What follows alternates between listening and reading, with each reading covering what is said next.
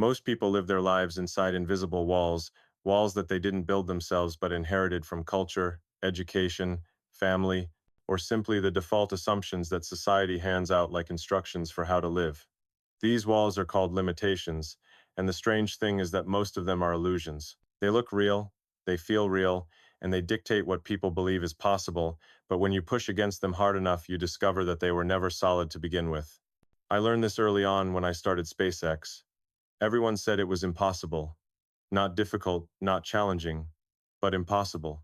The assumption was that building rockets was something only governments with infinite resources could do, and any private attempt would crash and burn.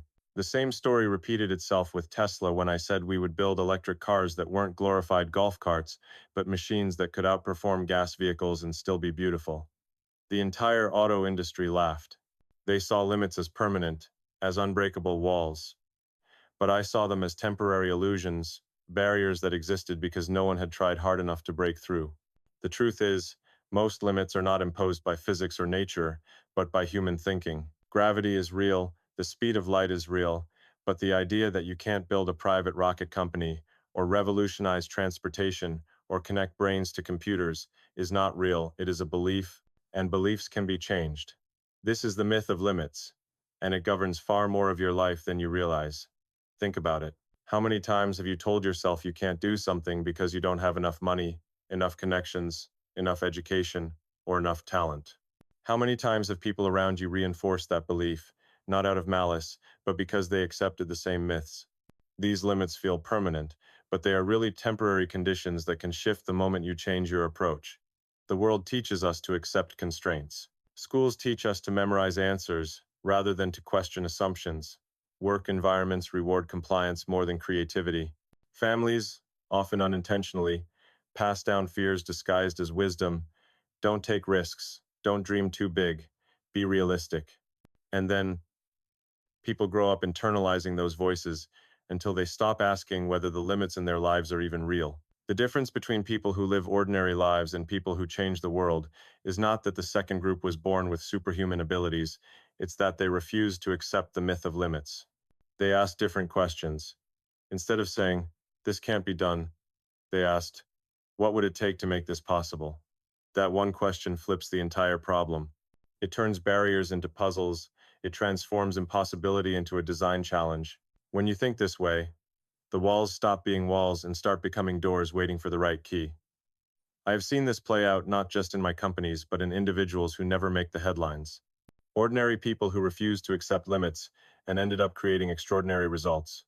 A single mother who built a business while raising two kids because she refused to accept the limit that said her background determined her future.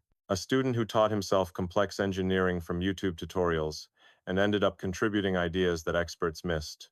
In each case, the breakthrough came when someone decided that the limits around them were negotiable. This is the first principle of redesigning your life. Stop treating limits as fixed. Start treating them as hypotheses to be tested.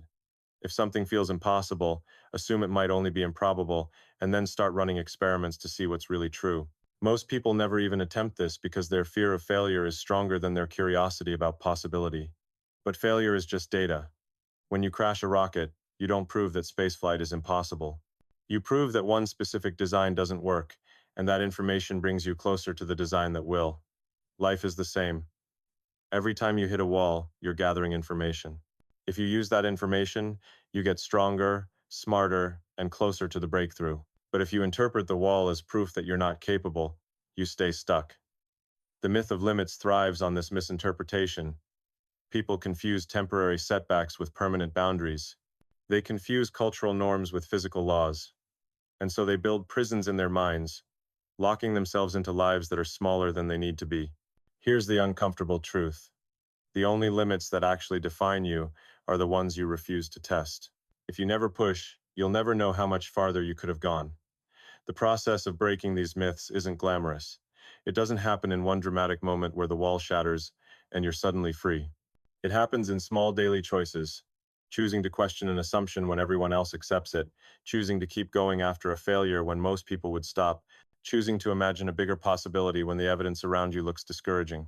Over time, these small choices accumulate, and you begin to see that the world is far more malleable than you were taught to believe. This is the mindset I want you to carry forward. Most of what you think are limits are really just defaults. They are the settings installed in your brain by other people. You can reprogram them. You can rewrite them. You can tear down the walls and discover that behind them was open space all along. The moment you realize this, you start living differently. You stop asking for permission. You stop waiting for the right time. You stop comparing yourself to people who accepted their limits and assume you have to do the same. Instead, you start experimenting, building, pushing, creating. You start becoming someone who lives outside the myth, someone who doesn't just accept the world as it is, but demands to see what it could be. And that, ultimately, is the difference between the future happening to you and you happening to the future. Limits are myths. Myths can be rewritten. The only question is whether you're willing to challenge them. When people talk about the future, they often speak of it as if it is something that just happens to us, like the weather, as though tomorrow is a storm we can only prepare for, or a sunrise we simply wait to see. But that mindset is one of the Pakistan rise greatest mistakes humanity keeps repeating, because the truth is, the future is not something we inherit, it is something we engineer. And just like a rocket or a factory line or a complex circuit, it requires a blueprint, a vision that guides every choice, every risk, every step forward. I have spent my life working on projects that most people thought were crazy, not because I wanted to be reckless, but because I had a vision of what the world could be if we stopped accepting outdated assumptions and started designing deliberately. SpaceX wasn't born from a desire to build rockets. It was born from a belief that humanity must become a multiplanetary species if it is to survive. Tesla wasn't about cars. It was about rethinking transportation, energy, and sustainability on a global scale. Neuralink isn't just about wires and brains, it is about expanding human potential beyond its current limits. And each of these projects started not with resources, not with certainty, not with approval, but with vision, because vision is the blueprint without which nothing enduring is built. Think about architecture. If you walk by a skyscraper, what you see is steel and glass, but what actually allowed it to exist was the invisible drawing pinned to a board in some architect's office, a vision made visible before a single foundation was poured. In life and in love, in work and in personal growth, most people skip this step. They drift into routines, they inherit careers, they stumble into relationships, they react to events, but they rarely sit down and draft a blueprint for their own existence. That is why their lives feel reactive instead of proactive, accidental instead of intentional. The second principle of redesigning your life is this: you must have a vision, and you must treat it with the seriousness of a blueprint. The question is not, what do you want tomorrow to look like? It is, what structure are you building for the next decade, the next 50 years, the next century, if what you do could ripple into the lives of generations not yet born? If you think that is exaggeration, consider how a single idea has reshaped human destiny. The Wright brothers sketching airplanes on scraps of paper turned into global aviation. Martin Luther King Jr. standing at a podium sharing a dream changed civil rights movements. Steve Jobs imagining a computer in every home reshaped how billions of people live today. These were not accidents, these were blueprints.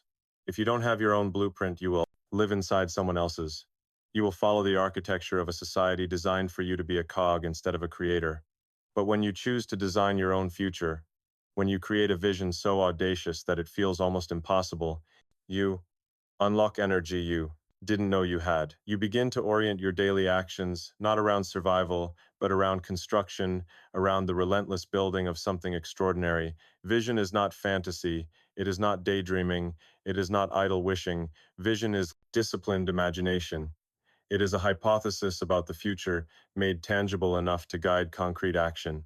It is the ability to look at a barren landscape, whether that is Mars or your own unfulfilled potential, and see not emptiness, but the possibility, a future city, a thriving life, a cathedral of meaning. And the key is this: your vision must be big enough to scare you. If it doesn't make you feel slightly insane, then it's not really a vision, it's just an extension of your present circumstances. A true vision demands growth. It demands that you become more than you currently are, because it stretches you past comfort into creation. This is why I tell people, stop asking for guarantees, stop asking what's realistic. Realistic is a trap. Realistic is a synonym for limitations, masquerading as wisdom. Nothing world-changing has ever been realistic at the start. Reusable rockets weren't realistic. Affordable electric cars weren't realistic. Colonizing Mars isn't realistic until it is, and then suddenly it's obvious. The same is true for your life. Building a career that matters isn't realistic until you commit to it. Transforming your health relationships or financial situation isn't realistic until you draft a blueprint and start building.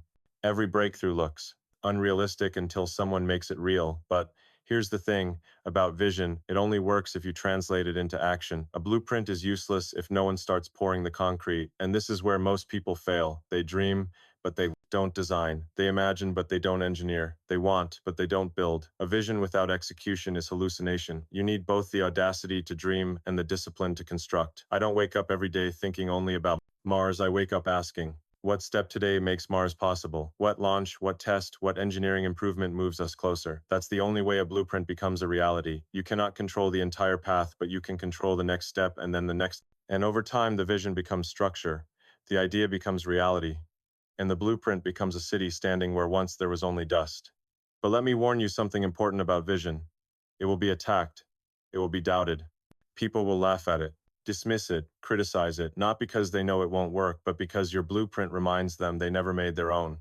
People who gave up on vision resent those who still carry it, but you must not let that noise distract you. Every meaningful structure in human history was mocked before it was admired, and your vision will be no different. The test is whether you can keep building when the world says it's foolish, whether you can keep following the blueprint when no one else believes in the design. Because in the end, vision is not about convincing others, it is about convincing yourself to stay the course until the structure stands. In practical terms, this means taking time to write your vision down. Put it into words, draw it into sketches, describe it with enough detail that you can see it clearly. Then reverse engineer it. What skills do you need to acquire? What connections do you need to make? What failures are you willing to endure? What resources must be gathered to make the vision real? When you treat your life like an engineering project, you stop drifting and start building. Every choice becomes a brick, every action, a beam, every failure, a data point refining the design. That's how you turn the abstract into the tangible. And here is the deeper reason vision matters. It gives meaning to suffering. When the rocket explodes, when the company nearly dies, when the critics scream, when the loneliness of ambition presses down, vision is what makes you get back up. Without vision, pain feels pointless. With vision, pain becomes tuition, the cost of entry for a future worth fighting for. That is why your blueprint must be strong enough to hold you when everything else shakes. If you have that kind of vision, the storms don't destroy you, they forge you. They align your pain with purpose, and that combination is unstoppable. Remember this, your life is not a rehearsal, it is the main act. The blueprint you draw today will shape not only your destiny, but the destinies of countless others. Your children, your friends, your community, maybe even strangers who are touched by what you build. The question is not whether you will leave a blueprint, the question is whether you will leave your own or live inside someone else's. This is your chance to engineer the future, not passively receive it. This is your chance to draft a vision so bold that people call you crazy and then prove them wrong. This is your chance to turn myth into metal paper, into skyscraper dream, into destiny. And the only way to do it is to start now. When people look at success, they often see only the polished outcome, the finished rocket on the launch pad, the sleek car rolling silently down the highway, the headlines celebrating breakthroughs, but what they almost never see is the wreckage behind those victories, the prototypes that failed, the experiments that went nowhere, the launches that ended in fire and disappointment. And yet it is precisely in those failures that the real engine of progress lives, because iteration is the most powerful force I know, and it is the third principle of redesigning your life. Stop chasing perfection and start embracing relentless. Iteration perfection is a mirage. It tricks people into believing that success means getting it right the first time, that the path to greatness is one clean leap from idea to execution to triumph. But nothing in reality works that way. Rockets don't fly straight into orbit without 1,000 design tweaks. Tesla didn't go from napkin sketch to mass production without endless redesigns. Neuralink isn't born whole. It is carved layer by layer through trial and error, and that is how life itself works. Yet most people avoid iteration. They are paralyzed by the fear of failure, by the embarrassment of imperfection, by the judgment of others. They want to get it right before they even try. So they spend years waiting for the perfect conditions, waiting to feel ready, waiting for certainty that never comes, and in that waiting, they waste the resource they can never recover.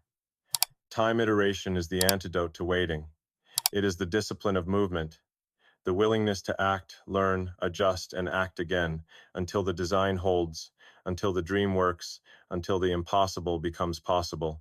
This is how SpaceX was built. Falcon 1 failed 3 times each. Failure catastrophic, each one draining resources, morale, and credibility. Most companies would have shut down after one, maybe two, but we refused to stop because failure was not proof of impossibility. It was proof of iteration. Every explosion taught us something about design, about resilience, about what we needed to fix. And when the fourth launch succeeded, it was not luck, it was not sudden brilliance, it was the compounded wisdom of every prior failure refined into something that worked. That is what iteration does. It turns defeat into data mistakes, into stepping stones, setbacks into scaffolding, and the same applies not just to rockets, but to every part of life. If you want to transform your health, your career, your relationships, your mindset, you must stop treating failure as an enemy and start treating it as tuition, because every attempt teaches you something no book, no lecture, no advice could ever replace. Let me be blunt. If you are not failing, you are not pushing hard enough, you are not stretching beyond your current limits, you are not in the arena where real growth happens. Failure is the receipt life hands you when you purchase progress, and the more receipts you collect, the closer you are to mastery. Iteration demands humility. It requires the ability to admit you were wrong, to dismantle your own work, to look at something you poured effort into and say, this isn't good enough yet, let's refine it again. Most people cling to their first draft, their first attempt, their first plan, as if admitting flaws means admitting weakness. But the strongest builders, the most resilient leaders, the people who create extraordinary lives are the ones who can kill their darlings, rebuild, from scratch and improve. Without ego, every masterpiece is born from 1,000 discarded sketches. Every innovation is a graveyard of failed experiments. Iteration isn't glamorous. It doesn't make headlines. It is long nights, staring at problems that refuse to yield, endless cycles of testing, breaking, learning, adjusting. But it is the only path that leads to anything truly great. And here is the paradox. When you stop fearing failure and embrace iteration, you actually accelerate progress. Most people waste years chasing perfect conditions, perfect timing, perfect certainty. The iterative builder wastes no time. They test immediately, fail quickly, learn instantly, and adjust rapidly, while others are still preparing to begin. They are already on their fifth revision, their 10th prototype, their 100th attempt, and by the time the cautious perfectionist takes their first shot, the iterative builder is already standing atop a mountain of lessons and results. Iteration compounds like interest. Each cycle makes you smarter, faster, stronger, not just in skill, but in resilience and confidence. This is why iteration is not just a method, it is a mindset. It is the belief that you don't need to know everything before you begin. You just need to start and trust that every step forward, even the missteps, will teach you what you need to know. For the next step, this is how you redesign your life. You do not wait until you are confident. You take action, you fail, you adjust, you repeat until what once seemed impossible becomes inevitable. The truth is, no one remembers your failures as much as you do. You people forget your mistakes quickly, but they remember your triumphs forever. No one talks about the first 3 SpaceX crashes when they look at Falcon Heavy lifting off the pad. No one obsesses over Tesla's early struggles. When they see millions of electric cars on the road, people will forget your missteps too, but they will never forget the structures you eventually build if you keep iterating. So the way you lose is by quitting, not by failing, but by refusing to learn from the failure, by letting the fear of imperfection stop you from even trying. Iteration also requires patience, because each cycle takes energy, each adjustment takes time. Most people give up too early. They expect results after 1 or 2 attempts, and when they don't arrive, they assume the dream was impossible. But mastery takes hundreds, thousands of iterations, each one stacking quietly like bricks, until one day you look up and realize you've built a cathedral. Iteration is the secret to resilience, because it reframes setbacks not as signs of weakness but as fuel for growth. It keeps you moving when others stop. It keeps you building when others give up. It keeps you curious when others grow complacent. And perhaps most importantly, It makes you unafraid of failure because you see failure for what it truly is. Feedback iteration is how rockets fly. Iteration is how technology evolves. Iteration is how people transform. If you want to redesign your life, you must embrace it, not as a strategy you occasionally use, but as a philosophy you live by. Fail often. Fail forward, fail better, fail smarter, and never stop cycling through the loop of action learning. Refinement. The world does not belong to those who wait for perfection. It belongs to those who iterate relentlessly. Chaos is not the enemy. Chaos is the environment where resilience is born. And if you want to redesign your life, you have to stop wishing for calm seas and start preparing to sail in storms, because storms are inevitable. Markets collapse, relationships strain, health falters, dreams crash on the launchpad of reality. And in those moments, most people panic. They see chaos as proof that they were wrong, proof that life is unfair, proof that success was never meant for them. But here's the truth. Chaos is not proof of your limits. Chaos is the training ground where resilience is forged. It is the fire that strengthens steel, the pressure that creates diamonds, the crucible where ordinary people are transformed into extraordinary builders. I have lived long enough to know that calm is temporary. The default state of the universe is turbulence, and resilience is the skill that determines whether you drown in it or rise above it. Resilience is not about being unbreakable, it is about being adaptive. It is about bending without snapping, recalibrating without giving up, learning to breathe in the smoke of failure, and keep walking forward when the ground is shaking under your feet. Resilience is the core reason SpaceX survived those early failures, when rockets exploded in fireballs. Resilience is why Tesla clawed through near bankruptcy when everyone said the electric dream was dead. Resilience is why I personally survived nights when the pressure felt unbearable, when doubt whispered louder than reason. Resilience is not optional. Resilience is oxygen, and most people misunderstand it. They think resilience is simply toughness, the ability to grit your teeth and endure pain. But toughness without adaptation is just stubbornness. Resilience is not standing rigid against the wind. It is learning to bend with it while still moving forward. It is not pretending the storm doesn't exist. It is learning to adjust your sails so you can still reach the shore. Resilience is strategy as much as spirit, and like iteration, it is a skill that compounds. The more you practice it, the stronger you become. People often ask me how I handle to failure, how I keep going when entire industries bet against me, when rockets explode, when critics predict my collapse. And the answer is simple. I treat chaos as data. I do not take it personally. I do not let it define my identity. Chaos is not evidence that I am weak. Chaos is simply reality, handing me information about what needs to change. Resilience begins with reframing failure as feedback, because the minute you see chaos as a teacher instead of an enemy, you unlock its power. Resilience is also about energy management, because chaos drains people faster than success ever could. When you are under pressure, every decision feels heavier, every mistake feels fatal, every problem feels like it might be the end. Resilience requires the discipline to manage your state, to rest when necessary, to prioritize what matters, to let go of distractions. Resilience requires knowing when to sprint and when to recover. Otherwise, chaos burns you out before you learn what it came to teach. Building resilience means accepting that pain is part of progress, not a sign to stop, but a signal to grow. Resilience is forged in the moments you want to quit, but choose not to. It is built in the nights when everything feels broken, but you wake up and try again. Resilience is not glamorous.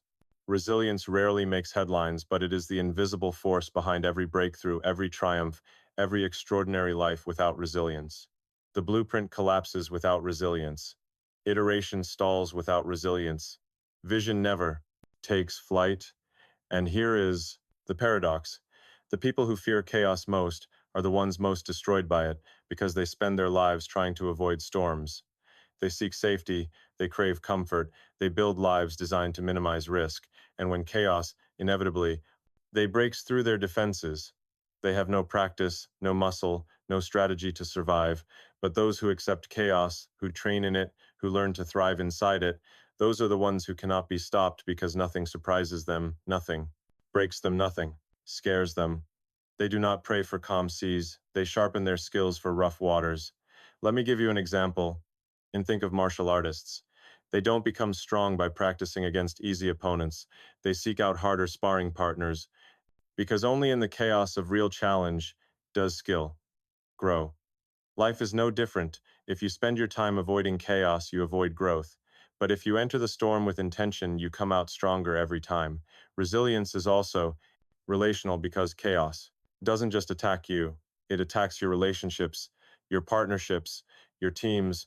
Resilience means choosing to stand together instead of fracturing.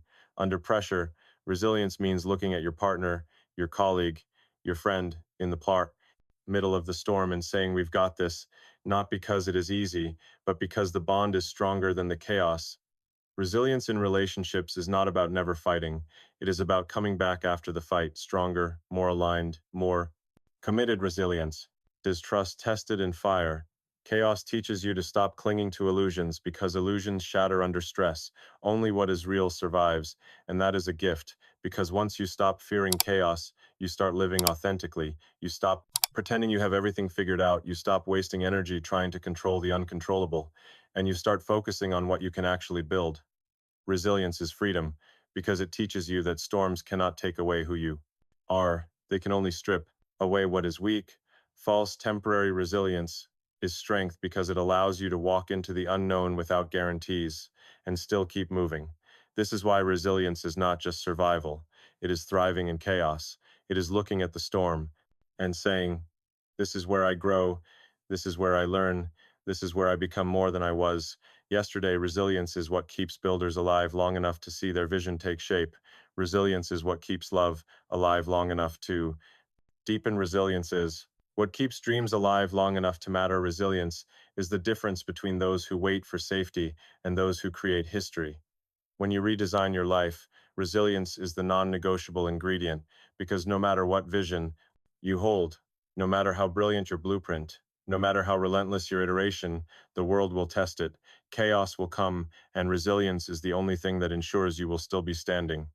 When the storm passes, resilience is not about waiting for the storm to end. It is about building in the rain, dancing in the thunder, creating even when the winds howl. Resilience is about thriving, not despite chaos, but because of it.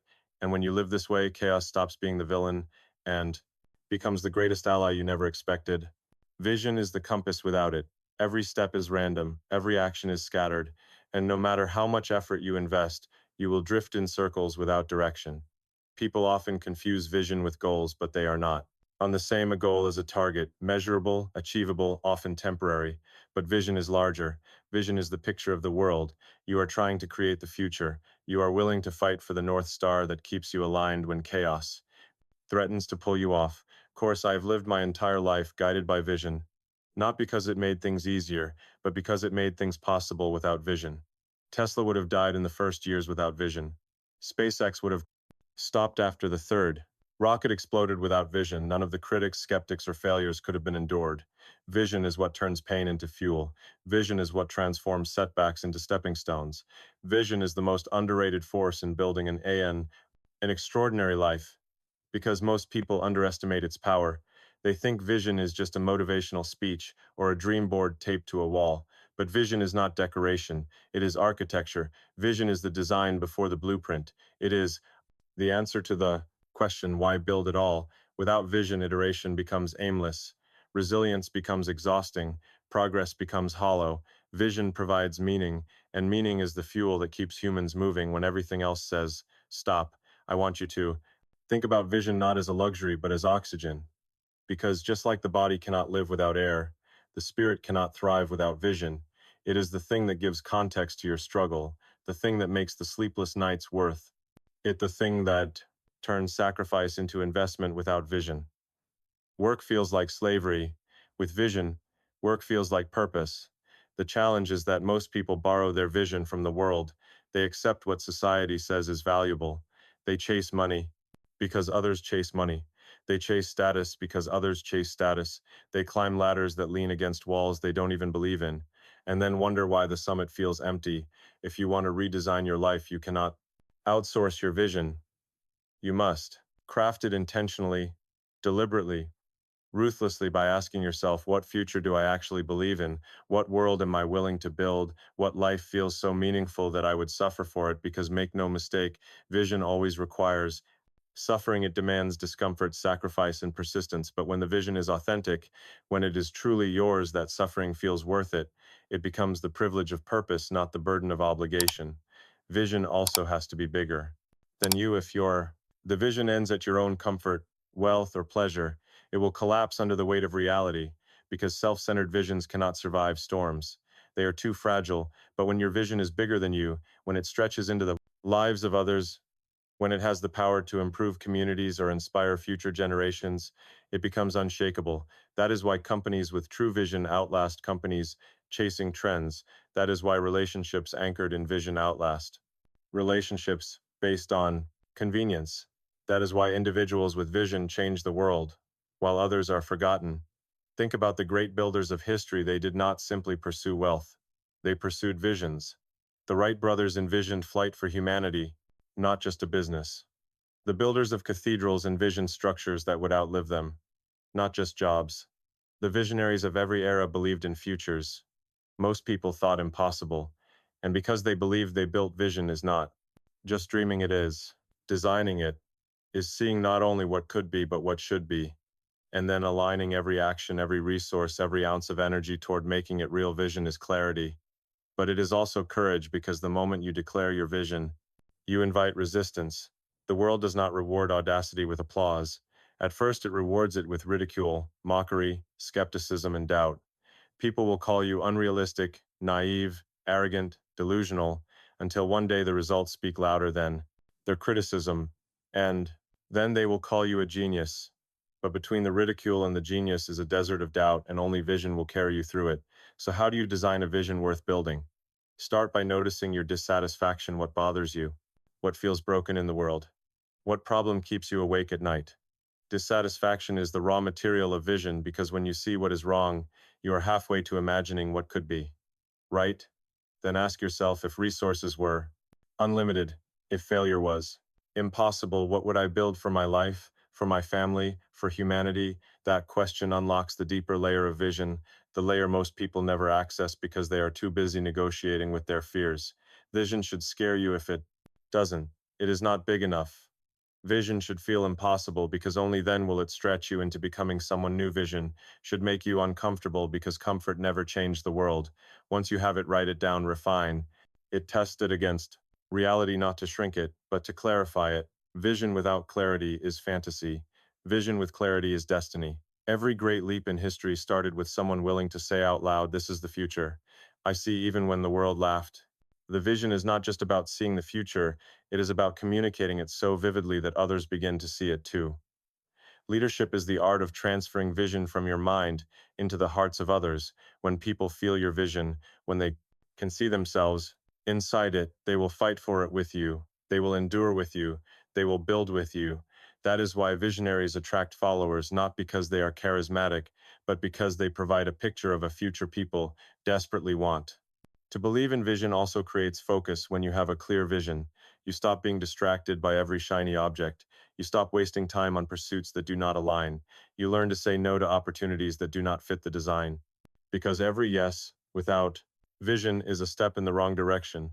Every yes dilutes your energy. Every yes steals focus. But vision gives you the courage to say no to almost everything, so you can say yes to the one thing that actually matters. When you redesign your life, vision is the first tool you need before iteration, before resilience, before innovation, because without it, you will simply rebuild the same life in a different shape.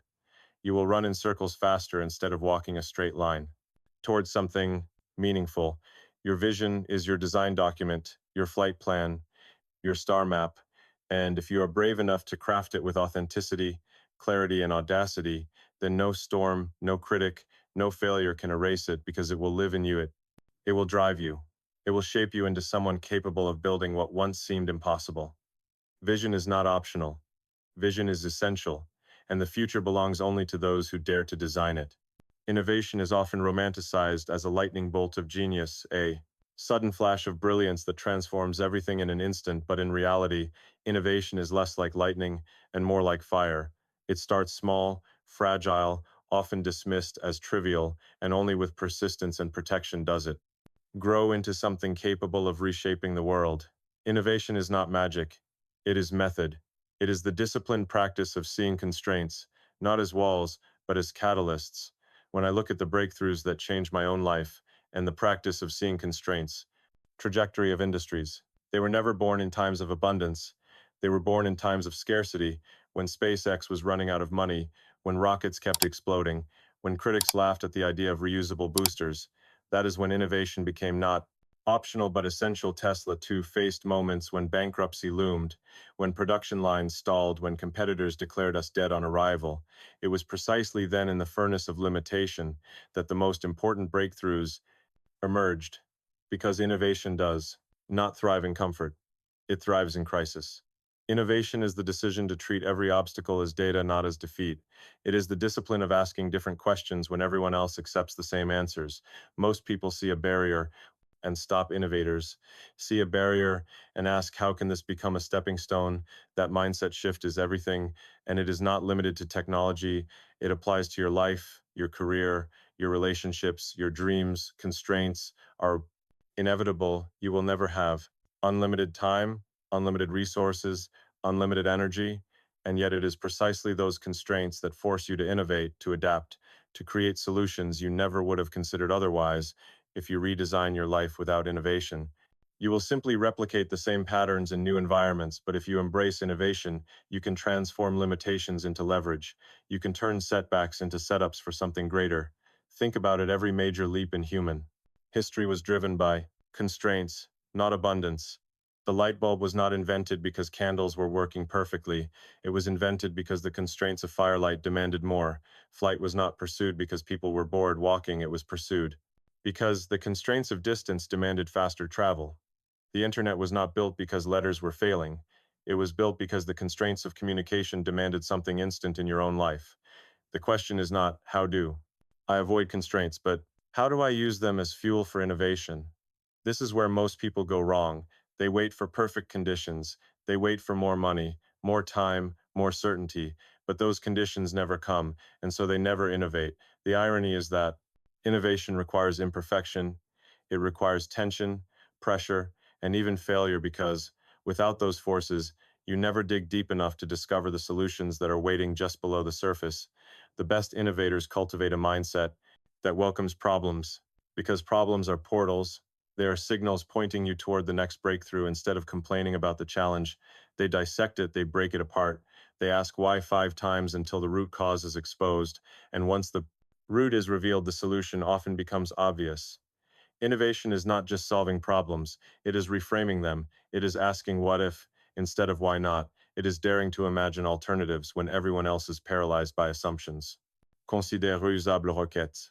When we first suggested landing boosters vertically, most people said it was impossible, and the physics they argued were too unforgiving, the economics too brutal, the track record too empty. But we asked a different question. Instead of asking is it possible, we asked what would have to be true for it. To be possible, that single shift reframed everything. It allowed us to pursue incremental experiments, each failure teaching us more until the impossible became routine. Your life works the same way. If you ask, can I build this dream? The answer may be no. If you ask what would have to be true for this dream to work, the answer opens possibilities. Innovation is built on questions, not answers. Another critical element of innovation is iteration. Too many people believe innovation means one big leap. In reality, it is thousands of small steps, each one informed by failure. Innovation is the art of failing forward faster, of testing hypotheses quickly, of discarding what does not work in two place, doubling down on what does. Iteration is humility in action, the willingness to admit your first idea was wrong, but your vision is still right. The courage to adapt without abandoning the mission. Iteration is what turns bold ideas into practical realities. When I think about innovation in life, it is not just about building rockets or electric cars. It is about building yourself into someone who constantly evolves, who refuses to be locked into outdated patterns, who sees every challenge as an invitation to grow. Innovation is personal. It is waking up and asking, how can I do this better? How can I think differently about the same problem? How can I break my own assumptions and step beyond them? Innovation is also contagious. Once you begin to practice it, you inspire others to do the same. Entire cultures, families, and organizations transform when innovation becomes the default mode of thinking. Suddenly, people stop asking, how do we survive, and start asking, how do we thrive? How do we make this better? How do we create something extraordinary, even in the middle of scarcity? When you redesign your life, innovation is the multiplier. It accelerates everything else. It takes your vision and makes it actionable. It takes your resilience and makes it creative. It takes your persistence and makes it productive. Innovation is not about being the smartest person in the room. It is about being the most curious. It is about refusing to accept limits at face value. It is about being willing to look foolish.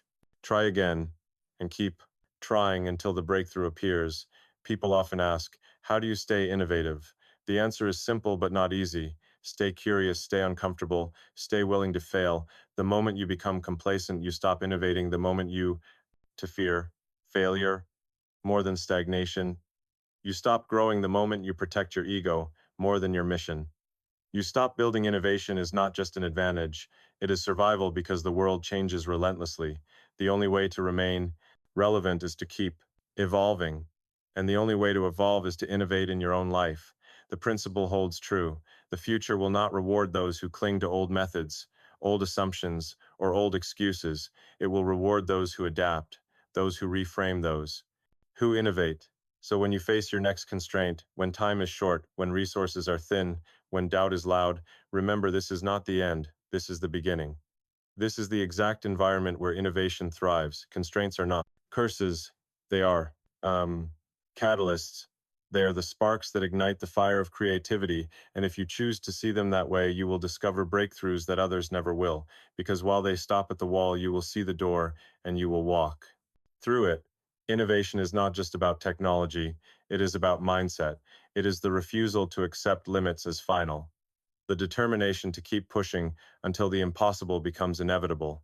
And when you redesign your life with innovation at its core, you will stop waiting for perfect conditions and start creating them. You will stop fearing failure and start using it. You will stop living inside other people's assumptions and start building a future that only you dared to imagine. When people look at my life, they often focus on the machines, the rockets soaring into orbit, the electric cars gliding silently down highways, the tunnels beneath cities, the satellites spinning above Earth. But the truth is, none of it would exist without people, without relationships, without the messy, complicated, beautiful work of building teams, partnerships, and bonds that multiply impact, because no vision, no matter how bold, is ever achieved alone. We like to glorify the image of the lone genius, the solitary inventor, burning midnight oil. But the reality is breakthroughs are collective. They emerge from the sparks that fly, when diverse minds collide, from the trust built between people who believe in a mission bigger than themselves. I have been credited for things I did not do. Alone, every rocket, every car, every innovation is the result of thousands of individuals choosing to align their skills, their energy, their creativity around a shared dream. That is the real miracle, not just the technology, but the teamwork. Relationships are the great force multipliers in life. You can move fast alone, but you can only go far together. If you want to redesign your life to create something extraordinary, you must learn the art of building strong, authentic relationships, because these bonds determine how far your vision can travel and how deeply your work will resonate. Relationships are not just about collaboration, they are about amplification. When you connect with people who share your values and complement your strengths, your capacity expands beyond what you could ever achieve individually. But this does not happen automatically. It requires intentional effort, just as rockets need careful engineering. Relationships need careful cultivation. At the core of any powerful relationship is trust. Trust is the invisible currency of collaboration. Without it, everything collapses. Trust is not given by default. It is earned over time through consistency, honesty, and integrity. It is built when words and actions align, when promises are kept, when failures are owned. Trust is the foundation that allows people to take risks together, because they know they will not be abandoned when things go wrong, and things always go wrong at some point. The second essential ingredient is respect. Respect means valuing the other person, not just for what they can do, but for who they are. It means listening when you would rather talk. It means giving space for others to shine, even when your own ego wants the spotlight. Respect is the steel frame of relationships, strong enough to hold weight, flexible enough to withstand strain. I have worked with brilliant engineers who challenged my assumptions, who argued fiercely against my decisions, and I respected them for it. Because respect is not about agreement, it is about acknowledging worth. It is about believing that every voice matters when it comes to building something extraordinary. The third pillar is shared vision without vision relationships. Lose their compass shared. Vision is the North Star that guides teams through storms, through setbacks, through the chaos of uncertainty. When people know why they are working, when they can see the bigger picture, when they can connect their daily grind to a certain, transcendent purpose, they will endure almost anything to get there. Shared vision turns labor into meaning. It transforms effort into legacy, but vision alone is not enough. You need alignment. Alignment means pulling in the same direction with clarity about roles, responsibilities, and boundaries. It means coordinating strengths so that everyone's contribution becomes part of a symphony rather than a noise. When relationships lack alignment, they collapse under confusion, but when alignment exists, ordinary people accomplish extraordinary things. Another dimension of relationships is vulnerability. People think leadership is about projecting strength, but the truth is real. Connection comes from vulnerability when you admit mistakes, when you acknowledge fears, when you share uncertainty. You create space for others to do the same. Vulnerability breeds authenticity, and authenticity builds loyalty. I have stood on stages defending impossible visions, but in private rooms, I have admitted doubts, fears, and failures to my teams, and those moments did not weaken our bond, they strengthened it because people want to follow someone real, not someone flawless in your own life. Relationships flourish when you embrace vulnerability, when you drop the mask and allow others to see the price, raw, unpolished you, because that is when trust deepens and collaboration becomes unstoppable. There is also the matter of conflict. Many people see conflict as a threat to relationships, but I see it as a crucible. Conflict handled poorly destroys trust. But conflict handled well refines it. It is through disagreement that better ideas emerge. It is through friction that assumptions are tested. The key is to approach conflict with curiosity, not hostility, to see it as data, not drama. In my desk experience the best. Teams argue fiercely behind closed doors, but when the decision is made, they align completely. That is the paradox of strong relationships. They allow space for tension without breaking. They embrace conflict without collapsing. If you want to multiply your impact, you must also learn to choose your relationships carefully. Not everyone will understand your vision. Not everyone will align with your values, and that is okay. The wrong partnerships can drain your energy, dilute your mission, and derail your momentum. Relationships are force multipliers, but only if they are the right ones. Choose people who challenge you to grow, who bring different perspectives, who believe in the vision, even when the world does not. Avoid those who cling to comfort or settle for mediocrity, because they will pull you down to their level when you need to be reaching higher. Beyond individuals, there is the power of culture. Culture is simply relationships scaled. It is the sum of the behaviors, values, and norms that govern how people interact. Culture is either an accelerant or a brake. When you build a culture of trust, respect, and shared vision, everything accelerates. When you tolerate toxicity, everything decays. Culture is not what you write on walls, it is what you practice daily. It is how people treat each other in meetings, how leaders respond to failure, how feedback is given and received. Culture is the ultimate relationship because it outlasts any single person. It becomes the invisible hand that guides behavior. When no one is watching in your personal life, culture matters. The culture of your family, your friendships, your inner circle will shape your trajectory more than you realize. If you surround yourself with people who normalize growth, resilience, and courage, you will rise. If you surround yourself with people who normalize fear, negativity, and complacency, you will sink. Choose your culture deliberately because it will determine your destiny. Relationships also multiply impact through networks, not in the transactional sense of networking, but in the authentic sense of building connections that create opportunities. Networks expand possibility. They connect you to resources, ideas, mentors, and partners you would never find alone. Every major opportunity in my life has come through relationships. Investors who believed when the odds were against me, engineers who joined impossible missions, friends who offered perspective when doubt clouded my judgment. None of it happened in isolation. Networks are bridges to futures you cannot yet see, so invest in them not as transactions, but as genuine human bonds. Finally, relationships are the greatest source of meaning at the end of life. No one measures success by rockets or revenue. They measure it by people, by the lives touched, the bonds forged, the love Shared relationships are not just multipliers of impact, they are multipliers of joy. When you redesign your life, make sure relationships are at the center, because everything else will fade. But the people who walked with you through storms will remain. They are the true measure of legacy, the real proof of a life well lived. Legacy is a word that often gets thrown around when people talk about wealth empires or monumental achievements, but to me, legacy is not about statues, skyscrapers, or even rockets piercing the sky. It is about the enduring impact of choices. It is about the ripples you create that continue long after you are gone when you redesign your life. The final chapter is not simply about what you build for yourself, but what you leave behind for others.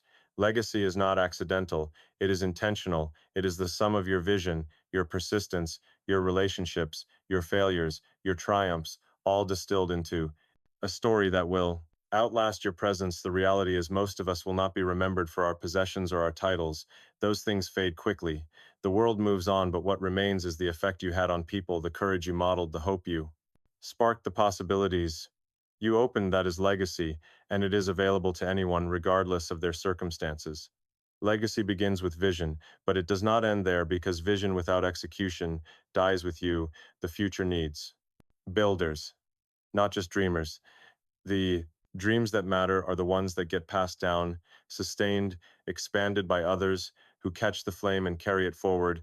When I think about legacy, I think about the children who will grow up not fearing impossible goals because they saw adults attempt them and keep going. I think about the engineers who will design rockets after me, the entrepreneurs who will take risks because they saw that risk is the price of progress.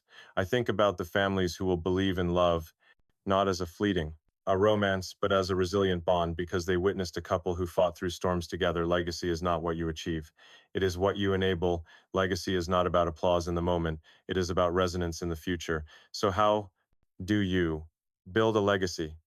You start by aligning your daily actions with values that outlast you. If your values are innovation, resilience, authenticity, courage, then every choice you make becomes a brick in that structure. Over time, people do not remember every detail of your work, but they feel the essence of it. They remember the consistency. They remember that you stood for something, even when it cost you. Legacy is also about scale, not scale measured in revenue or market cap, but scale measured in human impact. Who is better off because you existed, who carries forward strength because of your example, who dares to dream because you lit the spark in them. Every person you influence positively becomes part of your legacy in ways you may never see. This is why you cannot measure legacy in the moment. It is invisible while you are alive. It reveals itself later, sometimes decades later, in stories told by people you never met, about how something you did shifted their perspective or gave them hope. Legacy requires thinking beyond yourself. When I launched companies, my goal was not to be rich, it was to solve problems that matter: renewable energy, interplanetary survival, democratized information. Those goals transcend me, they are bigger than my lifetime. I may not. We see humans thriving on Mars, but I know that if I can move the needle now, future generations will get there. Legacy means being willing to plant trees whose shade you will never sit under, and that is not weakness, that is strength, because it means your vision is not confined to your ego. It is expansive enough to include futures you will never personally experience. And here is the paradox: the more you build for yourself, the smaller your legacy becomes; the more you build for others, the larger it grows. Selfish ambition dies with you, selfless ambition multiplies without you. That is why redesigning your life must include the question: what am I building that will outlast me? It does not have to be grand. Not everyone will colonize planets or reinvent industries. Legacy can be raising children who are kind, building a community that thrives, supporting someone who then goes on to change the world. Legacy is not measured in magnitude, but in direction. If your influence bends the arc of the future toward possibility, then you have succeeded. But legacy is not only about what you give, it is also about how you prepare others to carry the torch. Leadership without succession is fragile. Leadership with succession is eternal. So think about who you are mentoring, who you are equipping, who you are empowering to go further than you did. True legacy builders are not obsessed with being the hero of the story. They are obsessed with creating more heroes. They do not just want to shine, they want to ignite others. That is why humility is central to legacy. because legacy is not about your name. It is about the story that continues even without your name on it. When you redesign your life with legacy in mind, you stop chasing temporary wins and start creating durable systems. You stop asking what feels good today and start asking what will matter 10 years from now. You stop living only for yourself and start living as part of a chain stretching backward to those who paved the way for you and forward to those who will build upon your work. This perspective changes how you face challenges. Failures no longer feel like dead ends. They feel like data points for the next generation. Setbacks become case studies. Mistakes become lessons that others you will not have to repeat. Every scar you carry becomes a map for those who will walk after you, and that makes even pain meaningful because it contributes to something bigger than you. Legacy is also about values embodied in the smallest details: how you treat people, how you respond under pressure, how you handle success, as much as failure. Those moments accumulate into an example that others will remember long after your words are forgotten. If you treat people with dignity, if you stand by your principles even when it costs you, if you keep building, when the world says stop, then your life becomes a story people tell, not because of your perfection, but because of your persistence. That is legacy in action. And here is the final truth about legacy: it is not something you start at the end of your life, it is something you start now. Every decision, every interaction, every choice today is already writing the story. People will tell tomorrow. You cannot wait until later because later never comes. The future is built one present moment at a time. And if you want a legacy that matters, you must live it daily right now today. So when you redesign your life, remember this: legacy is not about waiting for your final chapter.